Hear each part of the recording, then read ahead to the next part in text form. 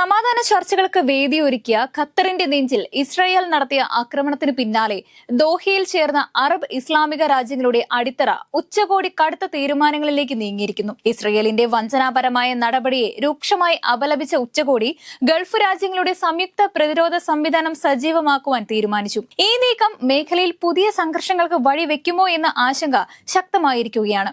September 9-ന് ദോഹയിൽ Hamas നേതാക്കൾ താമസിച്ചിരുന്ന കെട്ടിടത്തിന് നേരെ ഇസ്രായേൽ വ്യോമാക്രമണം നടത്തിയിരുന്നു. ഗാസ വെടിനിർത്തലിനായി അമേരിക്കയുടെ പിന്തുണയോടെയുള്ള നിർദ്ദേശങ്ങൾ ചർച്ച ചെയ്യാനിരുന്ന ഹമാസ് നേതാക്കളായിരുന്നു ഇസ്രായേൽ ലക്ഷ്യമിട്ടത്. ആക്രമണത്തിൽ 6 പേർ കൊല്ലപ്പെട്ടു. ഈ ആക്രമണമാണ് അറബ് ഇസ്ലാമിക ലോകത്തെ ഒന്നടങ്കം പ്രകോപിപ്പിച്ചത്. ഖത്തർ മുൻകൈയെടുത്ത് വിളിച്ചു ചേർത്ത ഉച്ചകോടിയിൽ അറബ് ലീഗിലെയും ഓർഗനൈസേഷൻ ഓഫ് ഇസ്ലാമിക് കോ ഓപ്പറേഷനിലെയും 60ഓളം രാജ്യങ്ങളിലെ നേതാക്കൾ പങ്കെടുത്തിരുന്നു. സമാധാന ചർച്ചകൾക്ക് മധ്യസ്ഥത വഹിക്കുന്ന ഒരു രാജ്യത്തിന്റെ തലസ്ഥാനത്ത് നടത്തിയ ഈ ആക്രമണം ഭീരുത്വവും വഞ്ചനയുമാണ് എന്നാണ് ഉച്ചകോടി ഉദ്ഘാടനം ചെയ്തുകൊണ്ട് ഖത്തർ അമീർ Sheikh Tamim bin Hamad Al താനി പറഞ്ഞത്. ഇസ്രയേലിന് സമാധാനത്തിൽ താൽപര്യമില്ലെന്നും ഗാസയിലെ യുദ്ധം അവസാനിപ്പിക്കുവാനുള്ള ചർച്ചകൾ അട്ടിമറിക്കാനാണ് അവർ ശ്രമിക്കുന്നതെന്നും അദ്ദേഹം ആരോപിച്ചു. ചർച്ചകൾക്കായി എത്തിയ ഒരു പ്രതിനിധി സംഘത്തെ നിങ്ങൾ എന്തിനാണ് വധിക്കാൻ ശ്രമിക്കുന്നത്? ഞങ്ങളുടെ രാജ്യത്തേക്ക് ചർച്ചകൾക്കായി പ്രതിനിധികളെ ക്ഷണിക്കുമ്പോൾ അവർക്ക് നേരെ ഡ്രോണുകളും വിമാനങ്ങളും അയച്ച് ആക്രമണം നടത്തുന്നത് എങ്ങനെ അംഗീകരിക്കുവാനാകും എന്നും ഖത്തർ അമീർ ചോദിച്ചു. അറബ് മേഖലയെ തങ്ങളുടെ സ്വാധീന വലയത്തിലാക്കണമെന്ന ഇസ്രായേൽ പ്രധാനമന്ത്രി ബെഞ്ചമിൻ നെതന്യാഹുവിന്റെ മോഹം ഒരു അപകടകരമായ മിഥ്യാധാരണയാണെന്നും അദ്ദേഹം കൂടിക്കാഴ്ചയിൽ കൂട്ടിച്ചേർത്തു. ഉച്ചകോടിയിലെ ഏറ്റവും സുപ്രധാനമായ തീരുമാനം ഗൾഫ് സഹകരണ കൌൺസിലിന്റെ സംയുക്ത പ്രതിരോധ കരാർ സജീവമാക്കുവാനുള്ള പ്രഖ്യാപനമാണ്.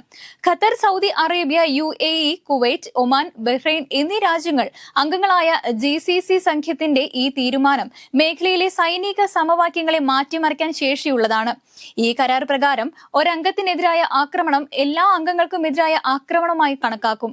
GCCയുടെ സംയുക്ത സൈനിക കമാൻഡ് ഉടൻ ദോഹയിൽ യോഗം ചേർന്ന് ഭാവി നടപടികൾ ചർച്ച ചെയ്യുമെന്ന് ഖത്തർ വിദേശകാര്യ മന്ത്രാലയ വക്താവ് മാജിൽ അൽ അൻസാരി അറിയിച്ചത്. കാലാകാലങ്ങളായി അറബ് രാഷ്ട്രങ്ങളുടെ, പ്രത്യേകിച്ച് സൗദിയുടെയും ഖത്തറിന്റെയും രാജ്യസുരക്ഷ ഏറ്റെടുത്തിരുന്ന അമേരിക്ക തന്നെ ഇസ്രയേലിന്റെ ആക്രമണത്തിന് മൗനാനുവാദം നൽകിയതാണ് ഖത്തറിനെ ചൊടിപ്പിച്ചത്. അറബ് രാജ്യങ്ങളിൽ അമേരിക്കൻ സൈനിക താവളങ്ങൾക്ക് അനുമതി നൽകുകയും മറ്റു രാജ്യങ്ങളിൽ നിന്നുള്ള ആക്രമണം ചെറുക്കാമെന്ന രീതിയിലുമാണ് ഈ സൈനിക താവളങ്ങൾക്കുള്ള അംഗീകാരം അറബ് രാജ്യങ്ങൾ നൽകിയിരുന്നത്. എന്നാൽ ഇസ്രയേലിന്റെ ഉറ്റമിത്രമായ അമേരിക്ക ഇസ്രയേൽ ആക്രമണത്തിൽ തങ്ങളുടെ രാജ്യത്തിന്റെ സുരക്ഷയ്ക്ക് വേണ്ടി നിലകൊള്ളാത്തത് അറബ് രാജ്യങ്ങൾ വളരെ ഗൗരവത്തോടു കൂടിയാണ് വീക്ഷിക്കുന്നത്.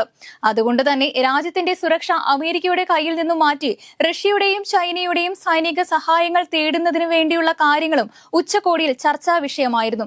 അതേസമയം ഉച്ചകോടിയിൽ ഇസ്രയേലിനെതിരെ ഉടനടി സാമ്പത്തികമോ രാഷ്ട്രീയമോ ആയ ഉപരോധങ്ങൾ ഉണ്ടാകില്ല എന്നത് ശ്രദ്ധേയമാണ്. എന്നാൽ തങ്ങളുടെ തന്ത്രപരമായ പങ്കാളിയായ അമേരിക്ക ഇസ്രയേലിനെ നിയന്ത്രിക്കാൻ ഇടപെടണമെന്ന് GCC സെക്രട്ടറി ജനറൽ ജാസെ മുഹമ്മദ് അൽബുദായിവി ആവശ്യപ്പെട്ടു. ഇസ്രയേലിന് മേൽ സ്വാധീനം ചെലുത്തുവാൻ അമേരിക്കയ്ക്ക് കഴിയും. ആ കഴിവ് ഉപയോഗിക്കേണ്ട സമയം അതിക്രമിച്ചിരിക്കുന്നു എന്നാണ് അദ്ദേഹം ഉച്ചകോടിയിൽ വ്യക്തമാക്കിയത്.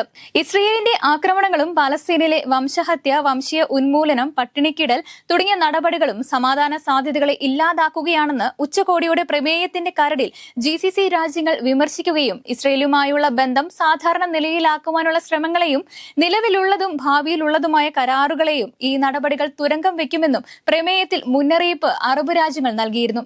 അറബ് ലോകം ഒന്നടങ്കം പ്രതിഷേധിക്കുമ്പോഴും ഇസ്രയേൽ തങ്ങളുടെ നിലപാടിൽ ഉറച്ചു നിൽക്കുകയാണ്. ഹമാസ് നേതാക്കളെ അവർ എവിടെയിരുന്നാലും ഇനിയും ലക്ഷ്യമിടുമെന്ന് ഇസ്രയേൽ പ്രധാനമന്ത്രി ബെഞ്ചമിൻ നെതന്യാഹു പ്രഖ്യാപിച്ചു.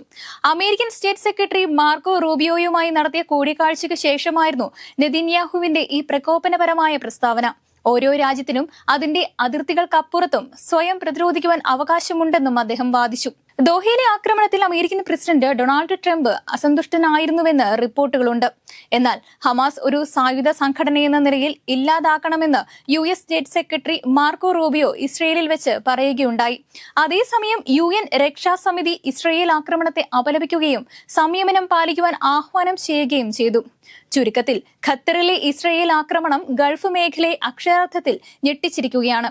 ശക്തമായ വാക്കുകളിൽ പ്രതിഷേധം ഒതുങ്ങുമോ അതോ GCCയുടെ സംയുക്ത പ്രതിരോധ നീക്കം പോലുള്ള കടുത്ത നടപടികളിലേക്ക് അറബ് ലോകം കടക്കുമോ എന്നാണ് ലോകം ഉറ്റുനോക്കുന്നത്. ഇസ്രയേലിന്റെ ധാർഷ്ട്യം നിറഞ്ഞ നിലപാടും അറബ് രാജ്യങ്ങളുടെ രോഷവും മേഖലയെ ഒരു പുതിയ സംഘർഷത്തിന്റെ വക്കിലെത്തിച്ചിരിക്കുകയാണ്.